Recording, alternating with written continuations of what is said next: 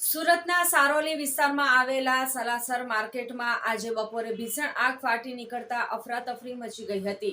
Short સર્કિટના કારણે લાગેલી આ આગમાં કાપડનો લાખો રૂપિયાનો જથ્થો બળીને ખાખ થઈ ગયો હતો. જોકે સદનસીબે કોઈ જાનહાનિ થઈ ન હતી. પ્રાથમિક માહિતી મુજબ સાલાસર માર્કેટમાં આવેલી એક દુકાનમાંથી ધુમાડા નીકળતા જોવા મળ્યા હતા, જેથી આસપાસના વેપારીઓમાં ભારે ફફડાટ વ્યાપી ગયો હતો. આગે વિકરાળ સ્વરૂપ ધારણ કરતા દુકાનમાંથી આગની જ્વાલાઓ અને ધુમાડાના ગોટે ગોટા નીકળવા લાગ્યા હતા. આગની જાણ થતાં જ ફાયર વિભાગને જાણ કરવામાં આવી હતી. ફાયર વિભાગની ટીમો તાત્કાલિક ઘટના સ્થળે પહોંચી ગઈ હતી અને આગને કાબૂમાં લેવા માટેના યુદ્ધના ધોરણે કામગીરી શરૂ કરાઈ હતી.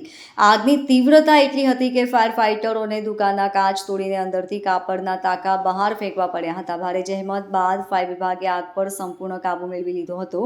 આ ઘટનામાં કોઈ જાનહાનિ ન થઈ હોવા છતાં કાપડનો મોટો જથ્થો બળીને ખાખ થઈ જતાં વેપારીને ભારે નુકસાન થયું છે. આગ શોર્ટ સર્કિટના કારણે લાગી હોવાનું પ્રાથમિક તપાસમાં જાણવા મળ્યું છે. ફાયર વિભાગ દ્વારા આગ લાગવાના ચોક્કસ કારણ અને નુકસાન અંગે વધુ તપાસ હાથ ધરવામાં આવી છે.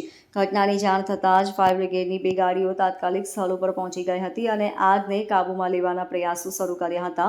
ફાયર ફાઇટર્સની સતર્કતા અને ઝડપી કાર્યવાહીને કારણે આગને વધુ ફેલાતી અટકાવી શકાઈ હતી અને થોડા જ સમયમાં આગ પર સંપૂર્ણ કાબૂ મેળવી લેવાયો હતો.